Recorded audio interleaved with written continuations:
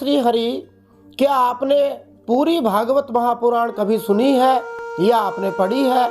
क्या आप श्रीमद् भागवत महापुराण के अच्छे वक्ता बनना चाहते हैं, कथावाचक बनना चाहते हैं?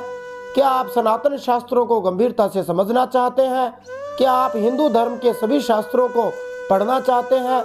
तो आपका हमारे चैनल श्री हरि भक्ति प्रचार पर स्वागत है। इस चैनल पर हम प्रतिदिन श्रीमद् भागवत महापुराण के मूल संस्कृत श्लोक जो श्री व्यास जी ने रचे थे, श्री सुखदेव जी ने परीक्षित महाराज को सुनाए थे, उनको सरस विधि से गाकर प्रस्तुत कर रहे हैं और संस्कृत श्लोकों को भी बड़े ही सुपठ्य तरीके से प्रस्तुत करने के अलावा हम अद्भुत हिंदी व्याख्याओं को भी साथ में सुन रहे हैं। गीता प्रेस गोरखपुर से प्रकाशित मूल श्रीमद् भागवत महापुराण के अमृतमय श्लोकों को सुन रहे हैं। अनेक हजारों रोचक प्रश्नों को भी हम साथ में बना रहे हैं ताकि हम भागवत को, सनातन शास्त्रों को गहराई से समझ सके और यथासंभव हम सचित्र प्रस्तुतिकरण का प्रयास कर रहे हैं। उसी कड़ी में हम दशम स्कंद के 87वें अध्याय में वेद स्तुति का श्रवण कर रहे हैं और अभी तक हम वेद स्तुति के 7 भाग सुन चुके हैं। आज हम वेद स्तुति का 8वां भाग सुनते हैं। इस 8वें भाग में हम श्लोक संख्या 37 से श्लोक संख्या 40 तक सुनेंगे।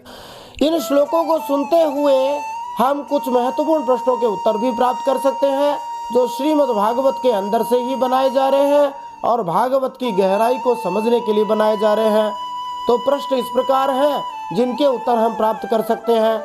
ये सभी प्रश्न पूरी तरह से प्रामाणिक रहें, इसके लिए हम प्रश्न के आगे स्कंद, अध्याय और श्लोक संख्या भी डालते जा रहे हैं। तो प्रश्न इस प्रकार हैं जिनके उत्तर हम पा सकते हैं। ब्रह्म सत्यम जगन मिथ्या, ये कैसे? इसको हम कुछ सरल उदाहरणों के द्वारा समझेंगे। दंभी कभी निर्भय नहीं हो सकता, इसका उत्तर हम प्राप्त करेंगे। योग के लिए भोग, ये पूरी तरह से गलत सिद्धांत है, कैसे ये हम जानेंगे। ओशो की एक बहुत बड़ी थ्योरी वो बताते थे, एक बहुत बड़ी बात बताते थे, वो थ्योरी हमारे शास्त्रों ने खारिज कर दी। असली साधक या भक्त की पहचान हेतु 4 अनिवार्य लक्षणों के बारे में भी हम जानेंगे। फिर एक बड़ा ही महत्वपूर्ण और प्रासंगिक प्रश्न है कि लोगों को रिझाने या धन कमाने के लिए भागवत कथा करने वालों को क्या भय बना रहता है, उन्हें किस बात का डर रहता है, इसका उत्तर हम जानेंगे। क्या सिद्ध भक्त की तरह साधक भक्त भी सुख दुख से अतीत मोक्ष प्राप्त कर सकता है? ये भी एक बड़ा ही महत्वपूर्ण प्रश्न है। आइए इन सब प्रश्नों के उत्तर जानने के लिए आज इस दशम स्कंद के उत्तरार्ध के 87वें अध्याय में वर्णित वेद स्तुति के 8वें भाग का श्रवण करते हैं, जिसमें हम श्लोक संख्या 37 से श्लोक संख्या 40 तक सुनेंगे। हम अभी तक इस वेद स्तुति के 7 भाग सुन चुके हैं। पहले भाग में हमने शब्दों से शब्दातीत भगवान कैसे समझे, इस परीक्षित महाराज का जो प्रश्न था उसके बारे में जाना था। सरल शब्दों में कहो तो परीक्षित महाराज ने पूछा भगवान को कैसे जाने। वेद स्तुति के दूसरे भाग में हमने वेद स्तुति की पृष्ठभूमि जानी थी। तीसरे भाग में वेद स्तुति क्या है वो जाना था। चौथे भाग में मानव शरीर के अंदर जो कोष, चक्र, नाड़ियां हैं उनका तात्पर्य जाना था और हमारा जीवन भजन के बिना निरर्थक है ये जाना था। 5वें भाग में हमने भगवान को माने या जाने, इसका उत्तर जाना था। तो उत्तर यही मिला कि भगवान को मानना ही चाहिए, मानने में ही फायदा है। 6ठे भाग में हमने जाना था कि भगवान के भजन के बिना हमारा कल्याण किसी प्रकार से भी नहीं हो सकता, इसलिए श्री भगवान का भजन करना चाहिए। और 7वें भाग में हमने जाना था कि जब मरना तो सबको ही है, चाहे वह भक्त हो या अभक्त हो, तब फिर भजन क्यों करे भला, कोई कह सकता है। और इसके साथ ही हमने महापुरुषों की विलक्षण महिमा जानी थी। अब हम वेद स्तुति के 8वें भाग में श्लोक संख्या 37 से प्रवेश करते हैं। फिर से अंत में निष्कर्ष रूप में यही बात आई कि हम उन भगवान की शरण लेते हैं, उन भगवान को नमस्कार करते हैं, उनका भजन करने का प्रयास करते हैं। इतना समझ में आ जाए तो भी बेड़ा पार है। फिर वेद कहते हैं न यदिदमग्र सन भविष्यदतो निधनाद अनुमित मंतरा त्वयि विभाति मृषैकरसे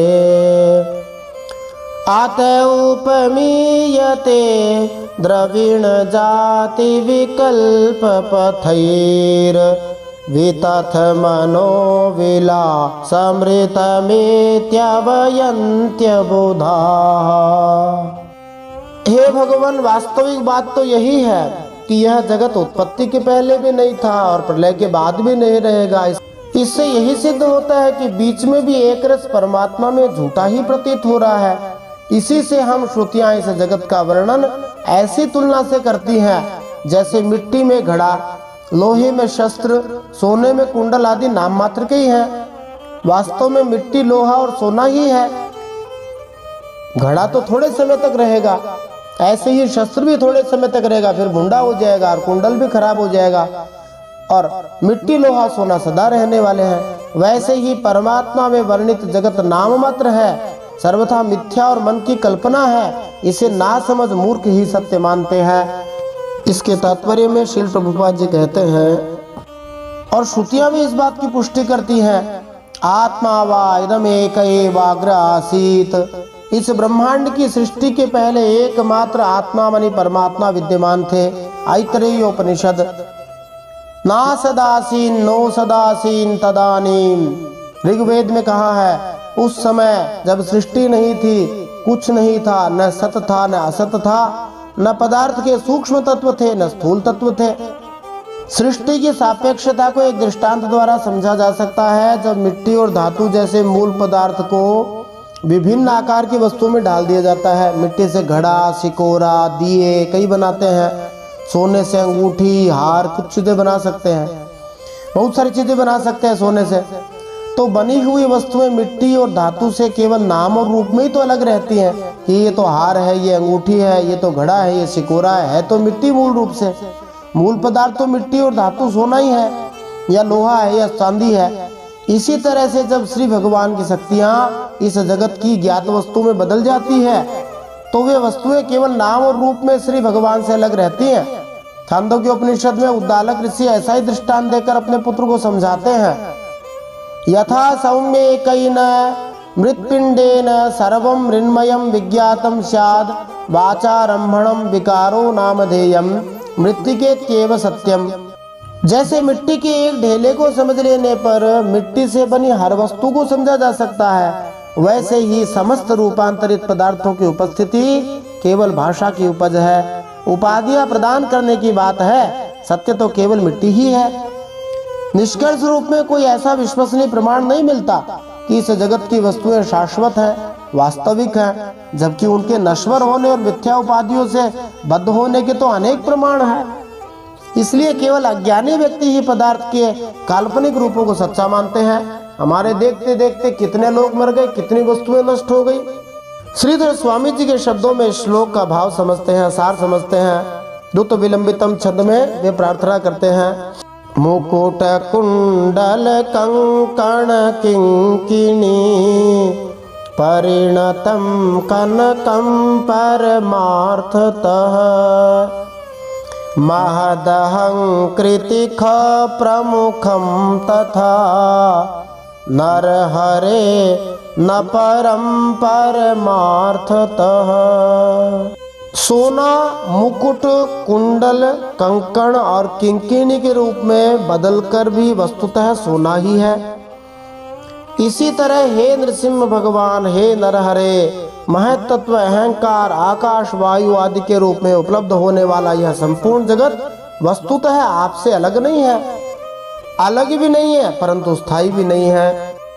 अब वेद आगे कहते हैं, स यद जया त्वजा मनुषयित गुणाश्च जुषन् भजति स्वरूपतां तदनु मृत्युमपेत भगः।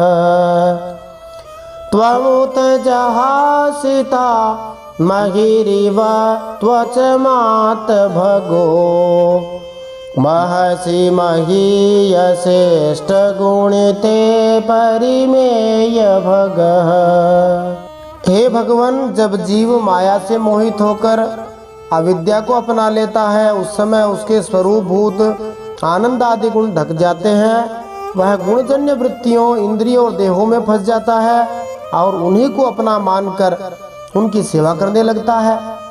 अब उनकी जन्म मृत्यु में अपनी जन्म मृत्यु मानकर उनके चक्कर में पड़ जाता है। परंतु प्रभु, जैसे सांप अपनी केंचुल से कोई संबंध नहीं रखता, उसे छोड़ देता है, वैसे ही आप माया अविद्या से कोई संबंध नहीं रखते, उसे सदा सर्वदा छोड़े रहते हैं। इसी से आपके संपूर्ण ऐश्वर्य सदा सर्वदा आपके साथ रहते हैं। अणिमा आदि अष्ट सिद्धियों से युक्त परमेश्वर्य में आपकी स्थिति है।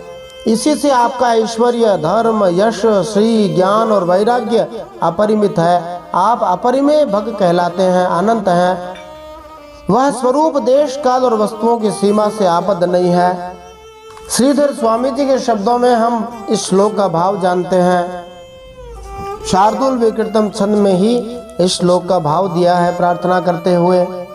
नृत्यन्ति तव वीक्षणांगणगता काल स्वभावादिभिर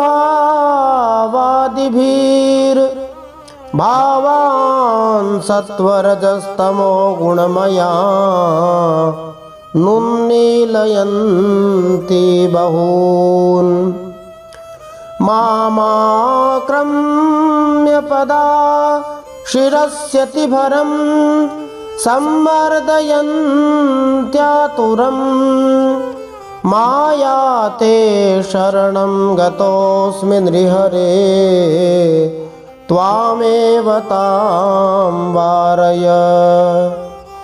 हे प्रभु, आपकी यह माया आपकी दृष्टि के आंगन में आकर नाच रही है और काल स्वभाव आदि के द्वारा सत्वगुणी, रजोगुणी और तमोगुणी अनेक भावों का प्रदर्शन कर रही है।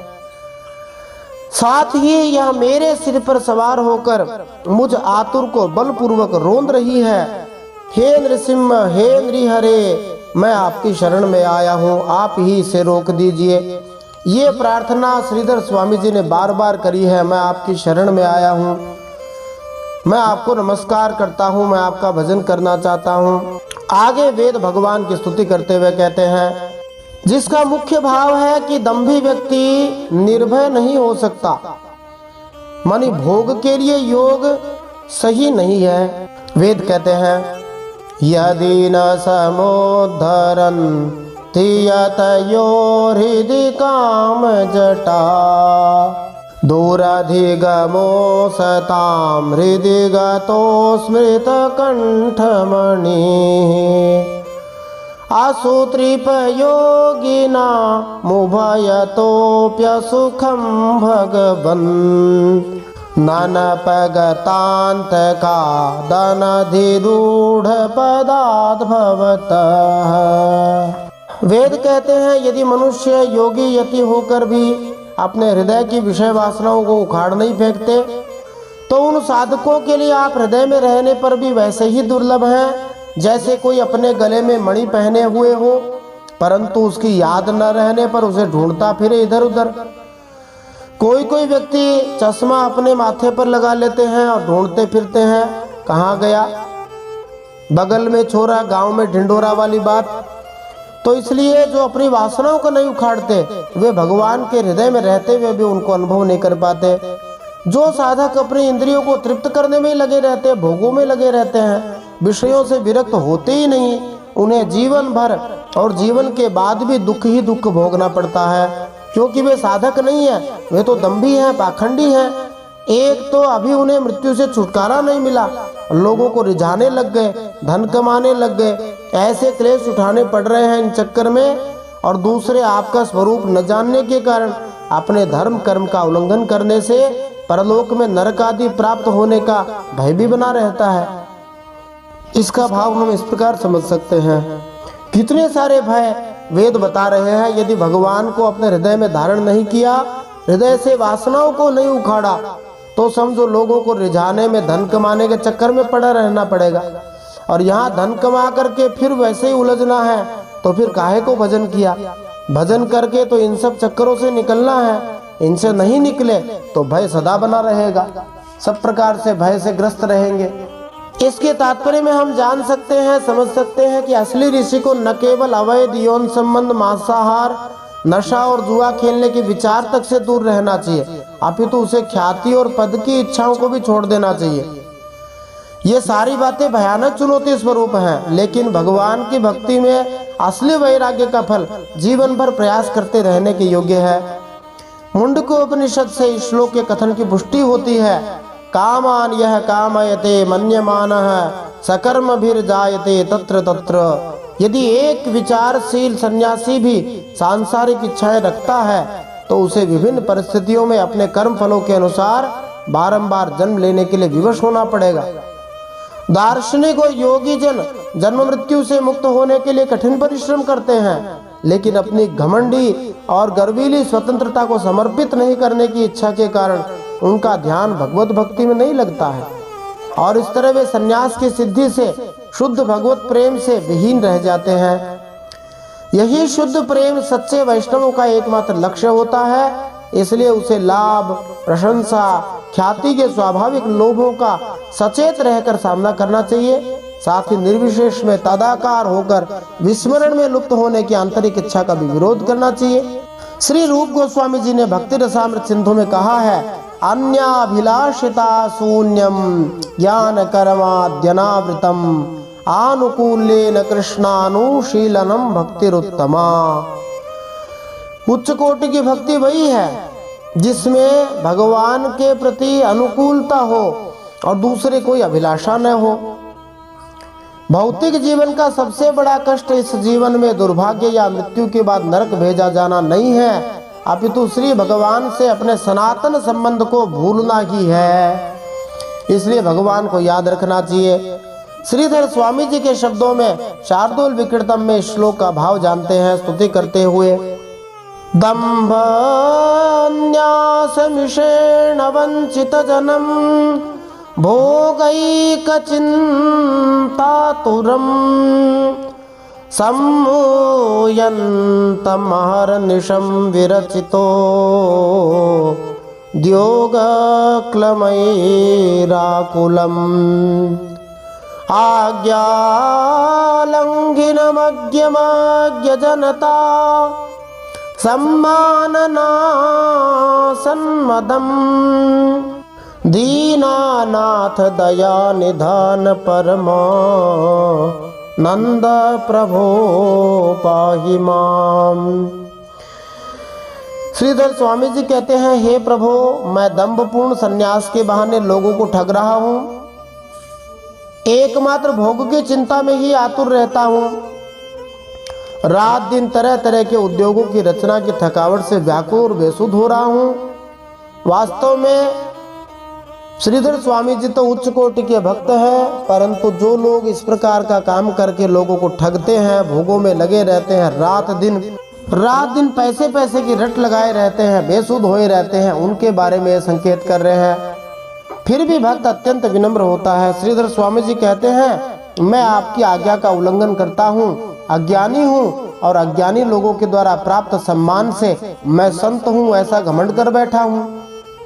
हे दीनानाथ, हे दया निधान, हे परमानंद, मेरी रक्षा कीजिए। यही प्रार्थना, यही भावना हम भी रखते हैं। आगे वेद कहते हैं, अब वेदों की स्तुति के केवल 2 श्लोक बाकी हैं। 28 श्लोकों की यह स्तुति हुई है, बड़ी ही अद्भुत और बड़ी ही गहरे भाव वाली है और बहुत लंबा समय इसको तैयार करने में, गाने में, रिकॉर्ड करने में लगा है। त्वदवगमी न वेद भवदोथ शुभाशुभयोर गुण विगुणान्वयास तरहि देहभृतां च गिरः अनुयुगमन्वहं सगुणगीत परम्परया श्रवणभृतो यतस् त्वमपवर्गगतिर्मनुजैः। वेद कहते हैं, जब मनुष्य आपका साक्षात्कार कर लेता है तब वह अपने पूर्व जन्म के पवित्र और पापमय कर्मों से उदित होने वाले अच्छे और बुरे भाग्य की परवाह नहीं करता, क्योंकि इस अच्छे और बुरे भाग्य को नियंत्रित करने वाले तो आप ही हैं। ऐसा स्वरूप सिद्ध भक्त इसकी भी परवाह नहीं करता कि सामान्य लोग उसके बारे में क्या कह रहे हैं। ऐसा भक्त तो प्रतिदिन अपने कानों को आपके लीला चरित्रों से, यशों से भरता रहता है, और जो हर युग में मनु के वंशजों की, माने मनुष्यों की अविच्छिन्न परंपरा से गाए जाते हैं, इस तरह आप उसके चरम मोक्ष बन जाते हैं। आप ही समझो वैसे भक्तों की मोक्ष स्वरूप गति है। परंतु इन ज्ञानी और प्रेमियों को छोड़कर और सभी शास्त्र बंधन में हैं और वे इसका उल्लंघन करने पर दुर्गति को प्राप्त होते हैं। इसके तात्पर्य में श्रील प्रभुपाद जी कहते हैं, पिछले श्लोक में स्पष्ट कहा गया है कि जो मायावादी सन्यासी हैं उनको जन्म जन्मांतर कष्ट भोगना पड़ेगा। कोई ये प्रश्न कर सकता है कि क्या यह कष्ट उचित है, क्योंकि उस सन्यासी में भक्ति की प्रवृत्ति हो या न हो, उसके पद के कारण उसे कष्ट से विमुक्त रखा जाना चाहिए। जैसा कि श्रुति मंत्र कहता है, बृहदारण्यक उपनिषद, एष नित्यो महिमा ब्राह्मणस्य न कर्मणा वर्धते नोकनीयान। ब्राह्मण की चिरस्थायी महिमा उसके किसी कर्म से कभी घटती बढ़ती नहीं है। इस उठाए गए आक्षेप के प्रत्युत्तर में ही मूर्तिमान वेद यह स्तुति करते हैं। निर्विशेषवादी ज्ञानी और योगी कर्मफल से पूरी तरह छूट पाने के योग्य नहीं होते, क्योंकि यह छूट तो केवल उनके लिए सुरक्षित होती है जो त्वद अवगमी है, अर्थात ऐसे भक्त जो श्री भगवान विषय कथाओं को सुनने और उनका कीर्तन करने में लगे रहते हैं, जो आपका अनुकरण करने वाले हैं। ये भक्त अपने कठोर हरिभक्ति के द्वारा श्री भगवान के चरणों पर दृढ़ता से टिके रहते हैं, इसलिए उन्हें वेदों की विधियों और निषेधों का दृढ़ता से पालन करने की आवश्यकता नहीं रहती। वे श्री भगवान की प्रसन्नता के लिए ही कर्म करते हैं, इसलिए वे निर्भय होकर इन कर्मों के अच्छे बुरे फलों की उपेक्षा कर सकते हैं। इस तरह वे अपनी बड़ाई और बुराई में कहे गए दूसरे के शब्दों की भी उपेक्षा कर सकते हैं। एक विनम्र वैष्णव जो कि संकीर्तन अर्थात श्री भगवान के महिमा गान के आनंद में लीन रहता है, वह अपनी प्रशंसा की परवाह नहीं करता, जिसे वह गलत मानता है, परंतु अपनी आलोचना प्रसन्नता पूर्वक स्वीकार करता है, क्योंकि उसे वह उपयुक्त समझता है। श्रीधर स्वामी जी प्रार्थना करते हैं दुत विलंबितम छद में, इस श्लोक के भाव रूप में, अवगमम तव में दिशि माधव स्फुरति यन्न सुखा सुख संगमः श्रवण वर्णन भाव मथापि वा नहि भवामि यथा विधि किंकरः। हे माधव, आप मुझे अपने स्वरूप का अनुभव कराइए, जिससे फिर सुख दुख के संयोग की स्फूर्ति नहीं होती, अथवा मुझे अपने गुणों के श्रवण और वर्णन का प्रेम ही दे दीजिए, जिससे कि मैं विधि निषेध का किंकर न हो, आपका किंकर हो जाऊं, आपका सेवक हो जाऊं। अब वेद स्तुति का अगला और अंतिम 9वां भाग हम जब सुनेंगे तब हम जानेंगे कि वेद स्तुति अत्यंत विस्तृत है। यद्यपि श्लोक तो 28 ही है, परंतु भाव बड़ा गंभीर है, इसलिए हमें इतने सारे भागों में वेद स्तुति सुननी पड़ी। अब हम वेद स्तुति को यदि समझना चाहे तो 2 शब्दों में सरलतम सार हम वेद स्तुति का अगले भाग में जानेंगे, और एक महत्वपूर्ण प्रश्न का उत्तर जानेंगे कि ऐसा करने से पढ़ा हुआ भूलेंगे नहीं। पढ़ते तो बहुत सारे लोग हैं लेकिन भूल जाते हैं, तो हम वो उपाय जानेंगे जिससे हम पढ़ा हुआ भूले नहीं। जय श्री हरि। श्रीमन्नारायणार्पणमस्तु।